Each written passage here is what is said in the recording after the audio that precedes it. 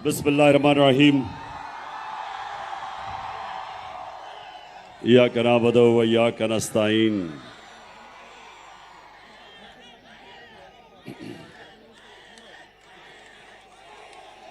शुक्रिया।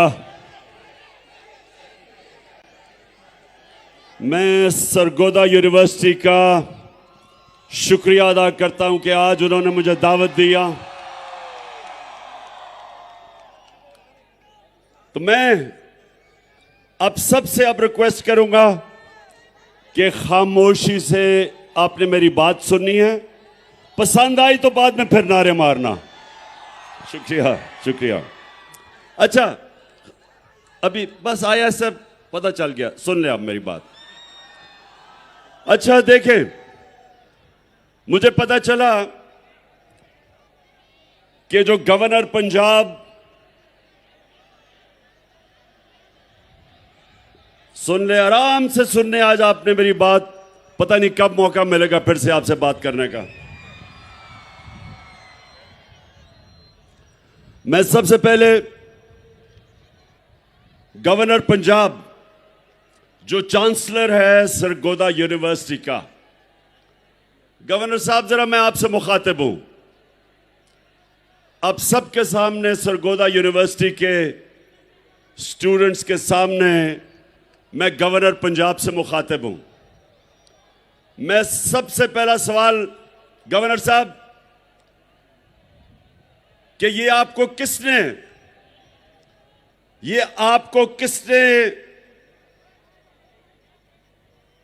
इजाजत दी है कि आप पॉलिटिकल लीडर्स को यूनिवर्सिटी के स्टूडेंट्स के सामने उनको एड्रेस करने से रोके? मैं ऑक्सफोर्ड यूनिवर्सिटी 3 साल था। ऑक्सफोर्ड यूनिवर्सिटी के लिए बड़े बड़े, सिर्फ बर्तानिया के पॉलिटिशियंस नहीं, इंटरनेशनल पॉलिटिशियंस इनवाइट करते थे, अभी भी करते हैं, और वो स्टूडेंट्स को एड्रेस करते थे। मुझे, जब से मैंने यूनिवर्सिटी छोड़ी, 3 दफा ऑक्सफोर्ड यूनिवर्सिटी ने मुझे इनवाइट किया है, बल्कि अभी फिर इनवाइट किया है कि मैं यूनिवर्सिटी के सामने आके एड्रेस करूं। तो मैं ये इस गवर्नर से पूछता हूं कि ये यूनिवर्सिटीज नर्सरीज होती हैं फ्यूचर लीडर्स के लिए। जो मुल्क के लीडर्स होते हैं वो आप जैसे नौजवान जो यूनिवर्सिटी एजुकेशन लेते हैं, आप फ्यूचर लीडर्स होते हैं। तो अगर आपके सामने पॉलिटिकल लीडर्स ना आके एड्रेस करें तो आपकी पॉलिटिकल तरबियत कैसे होगी? कैसे आपको पता चलेगा? आप अपना नजरिया कैसे बनाएंगे?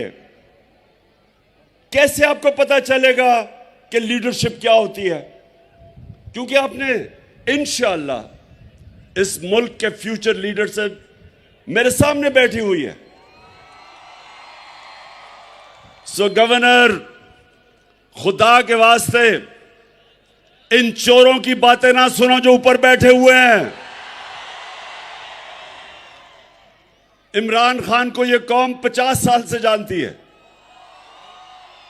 और मैं अपने फ्यूचर लीडर्स के सामने अगर आके बात करूंगा तो मुल्क की बेहतरी की बात करूंगा, इनकी बेहतरी की, इनकी तरबियत की बात करूंगा। और आपकी, एक तो ये, जब भी ये सारा जो चोरों का टोला ऊपर आके बैठ गया है, जब ये मेरा नाम सुनते हैं तो इनकी कांपें टांगनी शुरू हो जाती है। और ये गवर्नर की भी कांपें टांगी कि उसने वाइस चांसलर को कहा कि जनाब इमरान खान को ना बुलाओ। सबको बुलाना चाहिए। मैं चाहता हूं कि कांपे टांगने वाला बिलावल भी आपके सामने खड़ा हो। ये और बात है कि वो आधी उर्दू आधी अंग्रेजी, और वो कह कुछ रहा होगा, मतलब कुछ और समझ आ जाएगी आपको। वो कई दफा उसको यही नहीं पता चलता कि वो करता है या करती है। और दूसरी तरफ अगर शहबाज शरीफ आया तो मैं आपको यकीन दिलाता हूं कि वो आपसे पैसे मांगने शुरू कर देगा।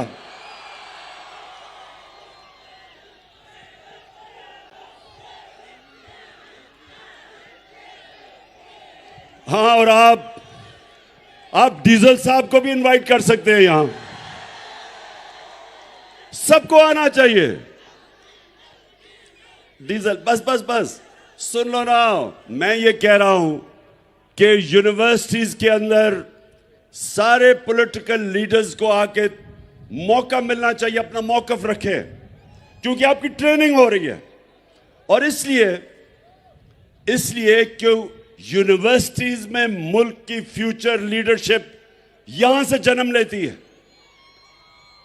और दूसरी चीज, अच्छा जरा आपने देखें, आराम से आज आपने मेरी बात सुननी है, क्योंकि मुझे आपका जज्बा और जुनून मैं नोटिस कर रहा हूं, माशाल्लाह उबल रहा है।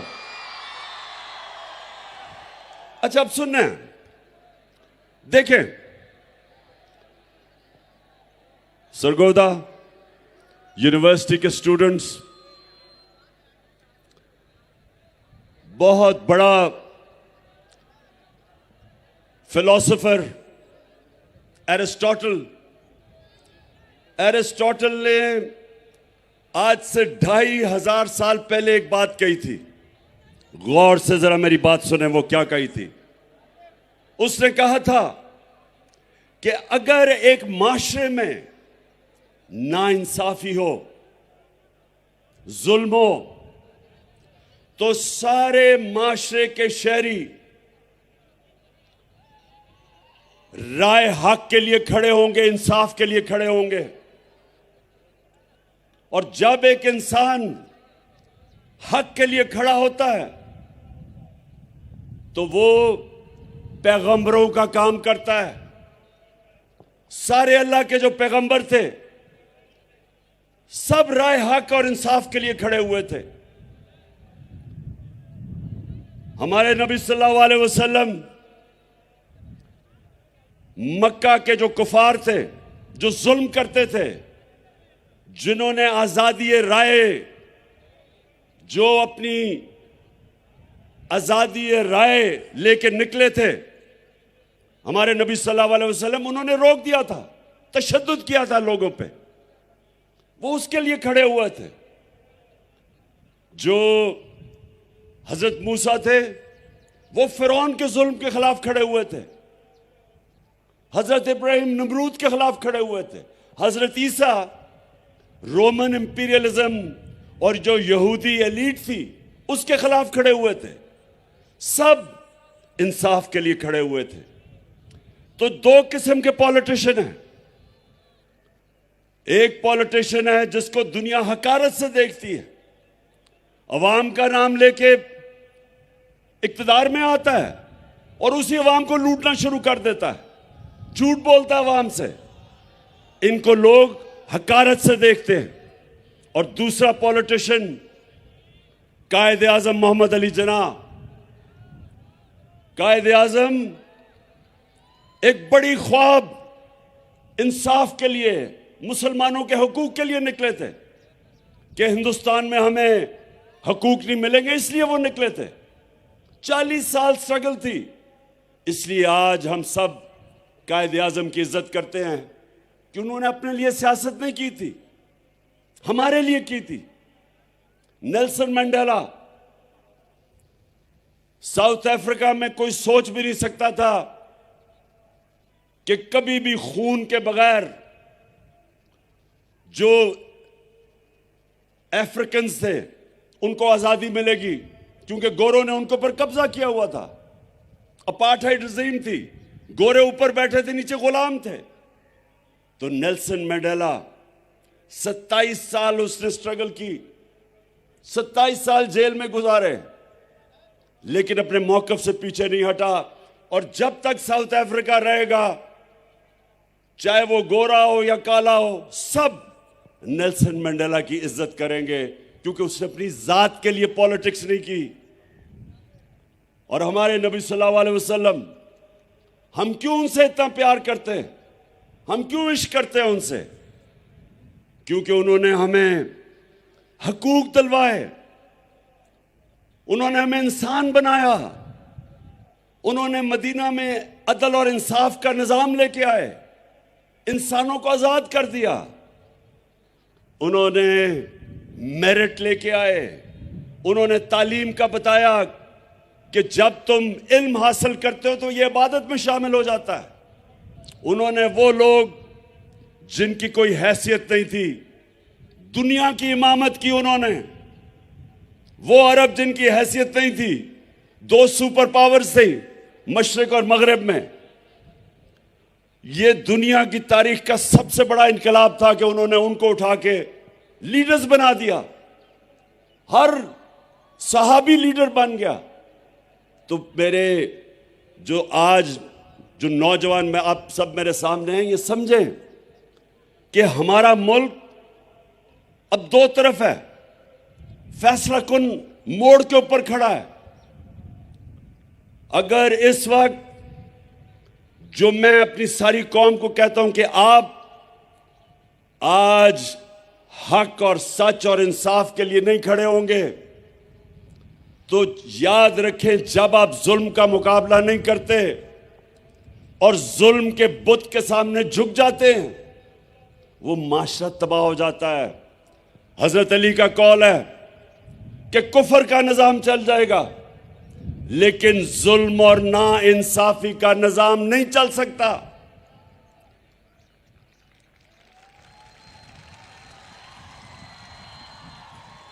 और जो मेरे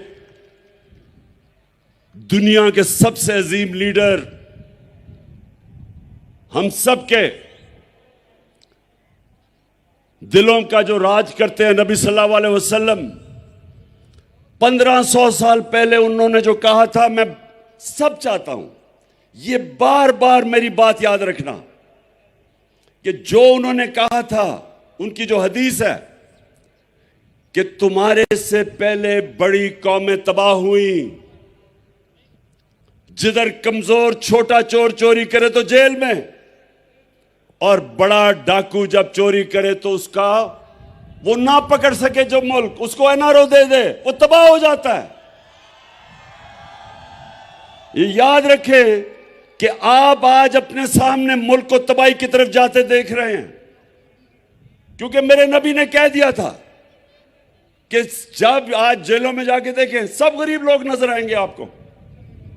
मुशर्रफ ने मुझे भी कोई चंद दिन जेल में रखा था, मुझे कोई बड़ा डाकू वहां जेल में नहीं नजर आया, सब छोटे गरीब लोग थे।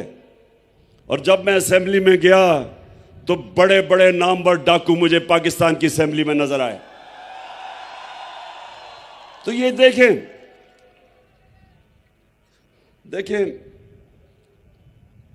मैंने सारी दुनिया देखी है।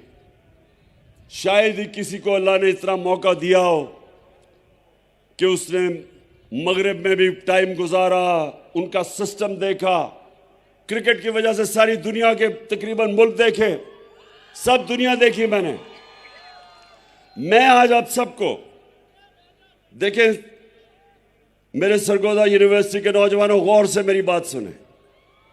सारी दुनिया में जो मुल्क खुशहाल हैं, जितने भी मुल्क खुशहाल हैं, सारे मुल्क जो खुशहाल हैं, वहां इंसाफ का निजाम है, वहां रूल ऑफ लॉ है, वहां कानून की हुक्मरानी है।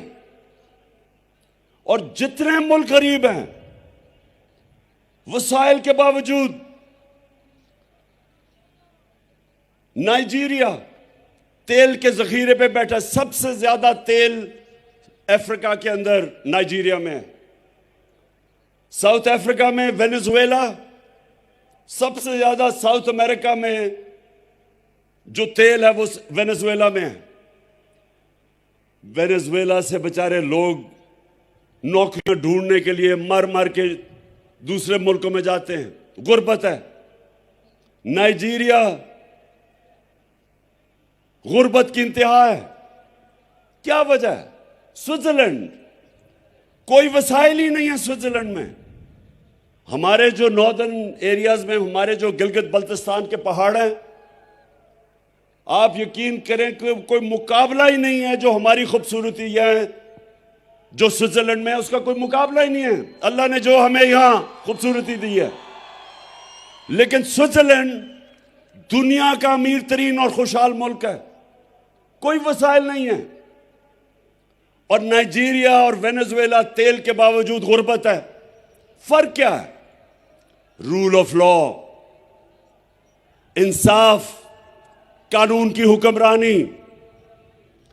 स्विट्जरलैंड के अंदर जो रूल ऑफ लॉ इंडेक्स है, मतलब कि जिस मुल्क में इंसाफ का निजाम बेहतरीन है, स्विट्जरलैंड में 99.9% है रूल ऑफ लॉ इंडेक्स, यानी कोई कानून के ऊपर नहीं है। और नाइजीरिया 7%, 7%।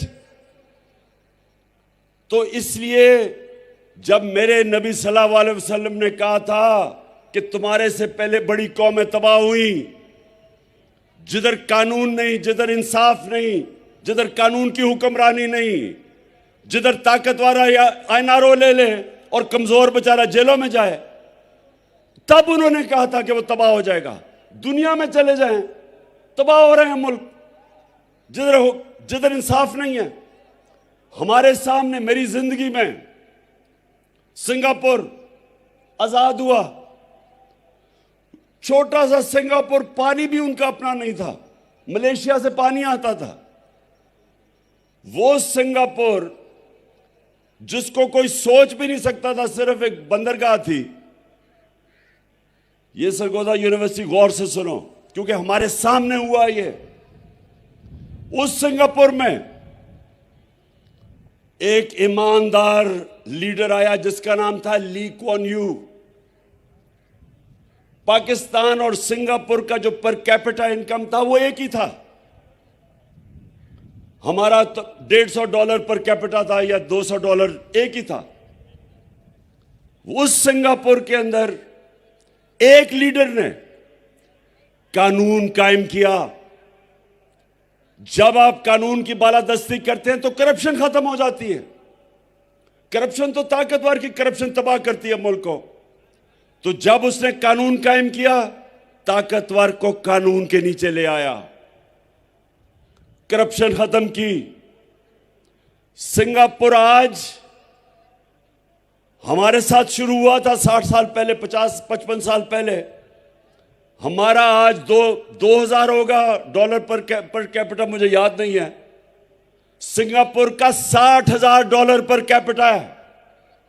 औसत आमदनी सिंगापुर में $60,000 है। वो मुल्क हमारा सारे वसाइल के बावजूद, हमें अल्लाह ने 12 मौसम दिए, जरखेज जमीन दी है, सोने के रिजर्व्स हैं, कॉपर के रिजर्व्स हैं। हमें अल्लाह ने वो टूरिज्म, हर चीज दी है उसने। और हमें देखे कि हमारा वो भी शहबाज शरीफ मांगने गया था, अमेरिका जी मुझे पैसे दे दो, मैं मजबूर हूं। वो वैसे अगर टेप है वो जरा चलाए, मैं जरा आपको जरा सुना दे बस। मैं इसलिए कह रहा हूं कि ये फर्क है। मैं सऊदी अरब से होके आया हूं, मैं यूएई के होके, अभी मैं तुर्की होके आया हूं। और मैंने उन भाइयों को कहा कि आप हमारे बड़े अजीम भाई हैं, हमेशा आपने हमारी मदद की। और मैंने यही कहा, जब मैं आया हूं तो आप समझेंगे शायद ये मांगने आया। मैं मांगने नहीं आया, लेकिन मजबूरी है। जिस तरह माजी में 75 साल में आपने हमारा हाथ बढ़ाया है। मैं ये आपको सरगोदा देखें, हम अब ये देख रहे हैं कि हमारा प्राइम मिनिस्टर जब पैसे मांगता है, सारे मुल्क की इज्जत खत्म हो जाती है। बाहर जब आप जाते हैं, हरा पासपोर्ट लेके दुनिया में जब जाते हैं, तो आपको अलग लाइनों में खड़ा कर देते हैं। क्योंकि जो मुल्क दूसरे मुल्कों के सामने हाथ फैलाता है, जिस तरह जो आदमी दूसरे आदमी के सामने हाथ फैलाता है, इज्जत नहीं होती, कौमी गैरत खत्म हो जाती है।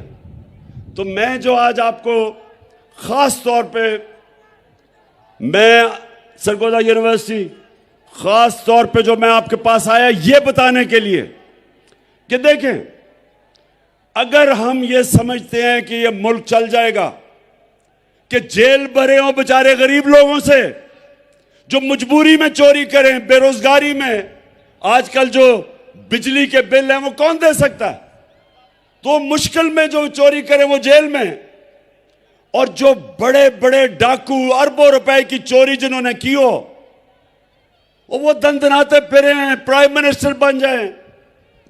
ये जो, अब जरा सुने, ये आपके लिए मैं सिर्फ बता रहा हूं, सरगोदा यूनिवर्सिटी ये पॉलिटिक्स नहीं है, ये हमारे मुस्तकबिल का फैसला होने जा रहा है। अगर एक मुल्क का प्राइम मिनिस्टर उसको बनाते हैं जो 16 अरब रुपए की, वो और उसका बेटा, उनको चोरी में अंडर ट्रायल होते हैं, इनको सजा होने वाली थी, 16 अरब रुपए की FIA का केस कि इन्होंने चपरासी, मकसूद चपरासी और इनके नाम पे 16 अरब रुपया लिया, 1600 करोड़ रुपया, उसको प्राइम मिनिस्टर बना दें। वो इसहाक डार जो रिटन, सुने जरा, इसने रिटन एफिडेविट दिया हुआ है सन 2000 में मजिस्ट्रेट के सामने कि मैं शरीफ खानदान के पैसे चोरी करके लंदन भेजता था, मैं मनी लॉन्ड्रिंग करता था, कन्फेशनल स्टेटमेंट है इसकी, उसको फाइनेंस मिनिस्टर बना दे, यानी बिल्ले को बैठा दे दूध की हिफाजत करने के लिए। और आसिफ जरदारी, उसके ऊपर किताबें लिखी हुई हैं चोरी पे, उसके बाहर एक किताब है कैपिटलिज्म अकिलीज हील, वो किताब रेमंड बेकर ने लिखी हुई है कि कितनी चोरी इसने और नवाज शरीफ ने की। अखबारों में इनके आर्टिकल आए हुए हैं, बाहर की दुनिया में इसको 10% कहते थे। नैब इसको पकड़ नहीं रही, नैब इसके केसेस खत्म करती जा रही है। उधर अभी सिंध का गवर्नर बनाया है, वो जरा सिंध का गवर्नर देखे और मौला जट देखे, कोई फर्क नहीं आपको नजर आएगा उसमें। यानी वो लोग जिनको जेलों में डालना था, वो 60%, ये जो कैबिनेट बनाई है 60% कैबिनेट जमानत पे है, बेल पे है, चोरी के केसेस है इनके ऊपर। और जो जिसको बनाया हुआ है इंटीरियर मिनिस्टर राना सनाउल्लाह, इसका अपना नून लीग का वजीर आबिद शेर अली का बाप कहता है इसने 18 कत्ल किए हैं। तो उस मुल्क जिसके ऊपर इन तरह के चोरों को बैठा दो, तो ये सियासत नहीं है, अब ये जहाद है, इन चोरों के खिलाफ जहाद है।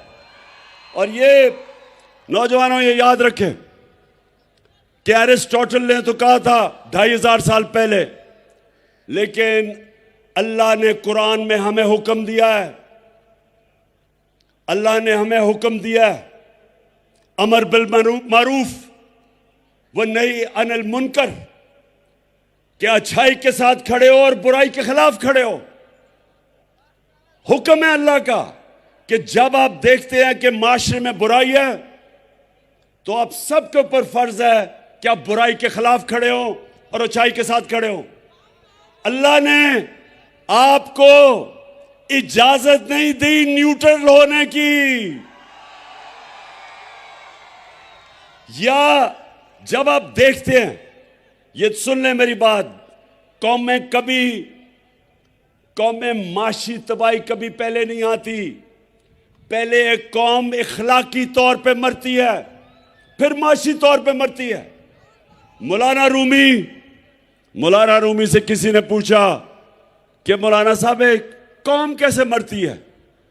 मौलाना रूमी ने कहा कि वो कौम जब अच्छे और बुरे के बीच में तमीज करनी खत्म करती है, मर जाती है।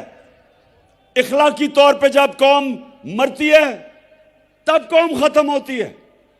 जर्मनी और जापान दूसरी जंग अजीम में तबाह हो गए थे, एक बिल्डिंग नहीं खड़ी थी उधर। जापान के ऊपर 2 एटम बम गिरे थे, 10-10 साल में खड़े हो गए। 10-10 साल में दोनों कौमें खड़ी हो गई, क्योंकि आप बिल्डिंग्स को तो बम मार के गिरा सकते हैं, लेकिन इखलाकियात को बम मार के नहीं मार सकते। इसलिए अल्लाह का हुक्म है अमर बिल मारूफ, और दूसरा उसने जिहाद हमारे पे फर्ज किया है। अल्लाह ने कहा है कि नाइंसाफी के सामने खड़े हो, जुल्म का मुकाबला करो, ये उसका हुक्म है। तो जो मैं आज सारी अपनी कौम को तैयार कर रहा हूं, इंशाअल्लाह चंद दिनों में मैं अपनी मार्च अनाउंस करने लगा हूं।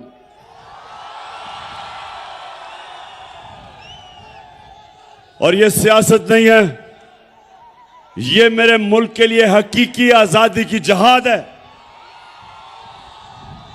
मैं कभी, सुन लो, ये मेरा जो ईमान है, मैं समझता हूं कि इन चोरों की गुलामी से बेहतर यह है कि मैं मर जाऊं। मैं जीना नहीं चाहता। इंसान को मर जाना चाहिए बजाय इन चोरों की गुलामी करे, क्योंकि वो मौत है जो चोर जब ऊपर बैठ जाए कौम मर जाती है। और कौम आज देख लें कि सारी जगह पैसे मांगते फिर रहे हैं। 6 महीने पहले जब ये आए हैं चोर, तो तब क्यों नहीं ये हालात थे? आज हर किस्म की माइशत भी नीचे, महंगाई उस्मानों पे, बेरोजगारी उस्मानों पे, हर किस्म की चोरी डकैती बढ़ती जा रही। क्यों? क्या हुआ है? कौन सी क़यामत आई 6 महीने में कि मुल्क के ये हालात हो गए? किसी मुल्क पे भी आप चोर ऊपर मुसल्लत कर दे, मुल्क तबाह हो जाएगा। आपको दुश्मनों की जरूरत नहीं है। और हम आज सारी कौम एक तरफ खड़ी हो गई है, और ये जो चोर है ये एक तरफ खड़े हो गए हैं। कौम इधर है, चोर इधर है। जब इलेक्शन होती है हम हार जाते हैं, अपने अंपायर खड़े करके भी हार जाते हैं। और मेरा ये चैलेंज है, मेरा सरगोदा यूनिवर्सिटी आखिरी 2 बातें करने लगा हूं आपसे। देखें, अब आखिरी 2 बातें। एक आप सब ने मेरे से वादा करना है। अभी नहीं, बात तो करूं। आपने सब ने हाथ उठा के एक मेरे से वादा करना है कि आप सब हमेशा जुल्म और नाइंसाफी के सामने जिहाद करेंगे, झुकेंगे नहीं। और दूसरा, सरगोदा यूनिवर्सिटी, दूसरी बात, मैं आप सबको पता होना चाहिए कि आप अल्लाह की सबसे अजीम मखलूक हैं, अशरफुल मखलूकात। अल्लाह ने हम सब के अंदर सलाहियत दी है। अल्लाह ने हमें सब में सलाहियत दी है कि हम जो चाहें हम बन सकते हैं। हम सब में सलाहियत है। ये याद रखना कि इंसान हर काम कर सकता है, सिर्फ एक शर्त है कि जब वो किसी ख्वाब के पीछे जा रहा हो, जब वो अपनी ख्वाब के पीछे जा रहा हो, एक शर्त है कि जब बुरा वक्त आता है आपने हार नहीं माननी, क्योंकि इंसान हारता तब है जब वो हार मान जाता है। सब जो मैंने क्रिकेट में एक सबक सीखा था, सबसे बड़ा सबक मैंने यह सीखा था कि आखिरी गेंद तक मुकाबला करता है वो चैंपियन होता है। तो आपके सामने वो आदमी खड़ा है जिसको कभी हार हरा नहीं सकती। मैं ये पीडीएम के चोरों को मैं आज मैसेज देना चाहता हूं, क्योंकि मैं इनको पॉलिटिशियन नहीं कहता, मैं इनको चोर कहता हूं। क्योंकि अल्लाह का हुक्म है कि अमर बिल मारूफ, सच को सच कहो, हक को हक कहो, अच्छाई को अच्छाई कहो, बुराई को बुराई कहो। ये वो लोग हैं जो लूटते हैं मुल्क को 30 सालों से। मैं इनको पॉलिटिशियन नहीं कहता, मैं इनको चोर कहता हूं। तो इंशाअल्लाह आपका सरगोदा यूनिवर्सिटी, आपका कैप्टन अब इनका मुकाबला करेगा और आप सब ने मेरे साथ टीम बना पाकिस्तान जिंदाबाद। अच्छा, और एक वाइस चांसलर साहब, वो जो गवर्नर बैठा हुआ है, ये नून लीग का गवर्नर, उसको प्लीज मैसेज दे दें कि सरगोदा यूनिवर्सिटी में हर पॉलिटिकल लीडर को यहां बुलाएं और आपके सामने खड़ा करें। और मैं आपको आज यकीन से कहता हूं कि इनमें से एक भी नहीं आएगा, क्योंकि आप सबको देख के अभी से ही उनकी कांपें टांगनी शुरू हो गई हैं। बहुत शुक्रिया जी। आज की तकरीब अपने इख्तिताम को पहुंचती है। यूनिवर्सिटी की सिक्योरिटी का अमला और पंजाब